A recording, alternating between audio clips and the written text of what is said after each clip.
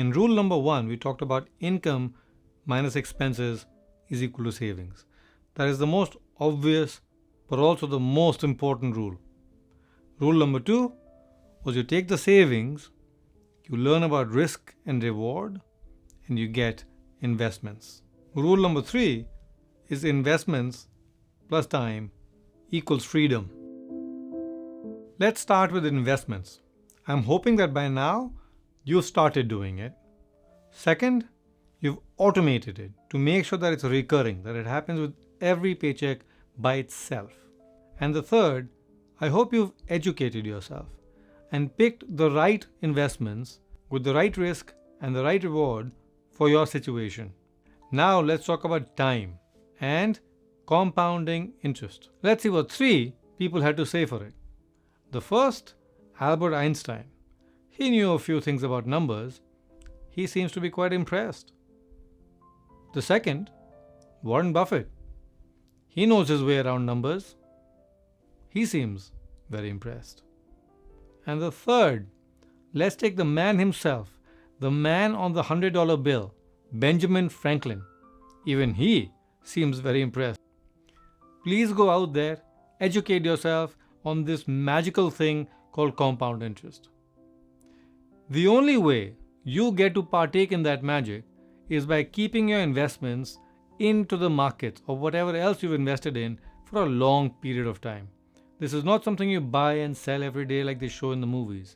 Once you get in, you stay there for a long period of time, the longest you can possibly be there.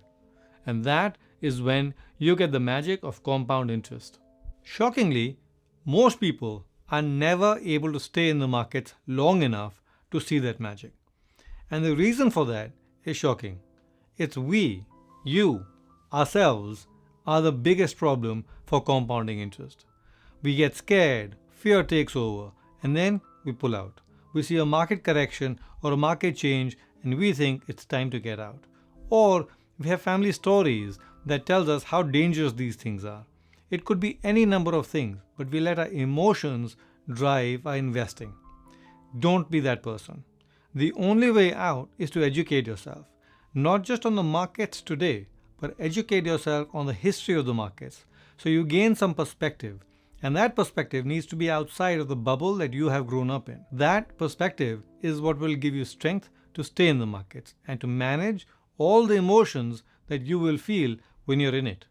The second reason people are not able to stay in the markets long enough to enjoy the value of compound interest is the flip of fear, overconfidence. Your ego is not your friend. Your ego wants to feel special. It wants to feel like it knows what it's doing. But when it comes to investing, stay humble. Use the education you have gained. Use the education that has taught you about risk, reward, and time to stay in the markets. Stay humble. Do not let overconfidence mess it up for you. And the last reason that people are not able to stay in the markets is not themselves, is not their fear or their ego. It's how they react when they see other people doing something. You see everyone buying or selling, and you think that is the right thing to do. Just remember, with every trade, there is a person on the other side doing the exact opposite. And you know only one side of the trade. You do not know the other side.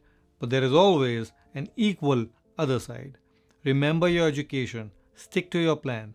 Do not follow the herd. The last thing in this rule is freedom. Remember, money is not the point of life. Once you have your financial house in order, once you are saving, investing, and you have automated it, it is recurring with every paycheck, and you've educated yourself, and you don't react to market fluctuations or the people around you. You let it do its thing. Once you have your financial house in order, focus on finding the point of your life. It has to include people, your health, and some purpose that you care about. Money enables it. Now you have the freedom to do something about it. Make that freedom mean something for your life by finding the point of what you want to do with the rest of your days. I will end with a reminder of my family's fate. We were already at number 3. The reason we had to start all over again is because we forgot rule number 1 and 2. Make more than you spend, save.